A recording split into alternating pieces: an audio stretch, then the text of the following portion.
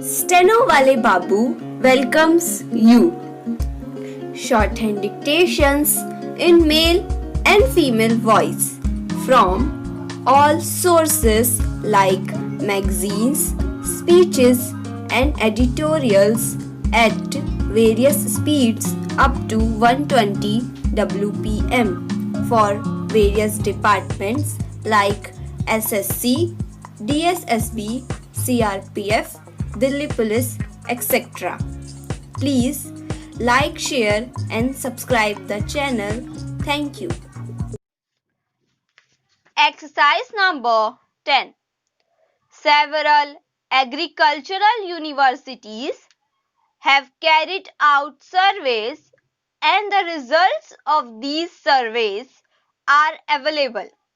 Punjab University carried out a survey and other research students have also and have pointed out what the cost of production would be.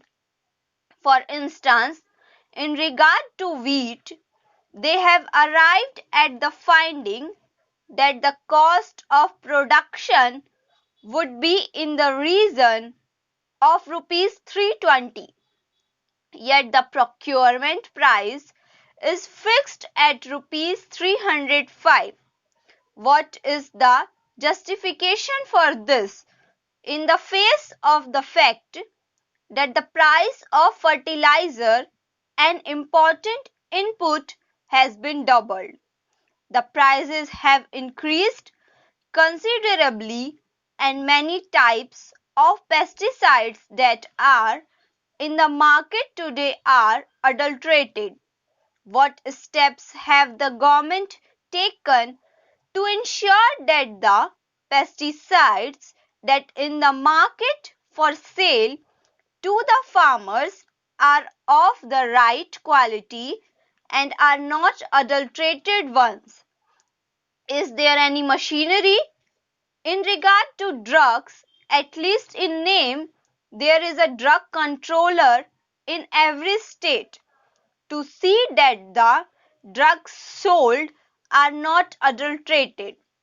In regard to pesticides, have not you set up any machinery to ensure that the pesticides are not adulterated? Last but not the least important factor for maximization of agricultural production is water.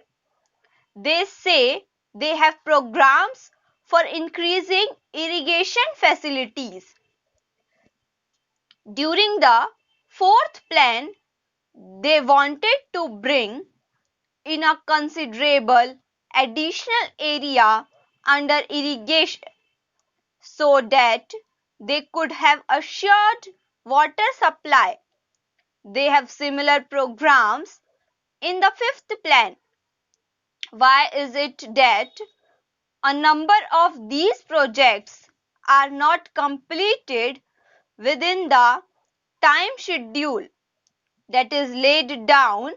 Why is it that a number of most desirable projects are not even taken in hands for years for one reason or another, and the majority of them are held up because of interstate water disputes?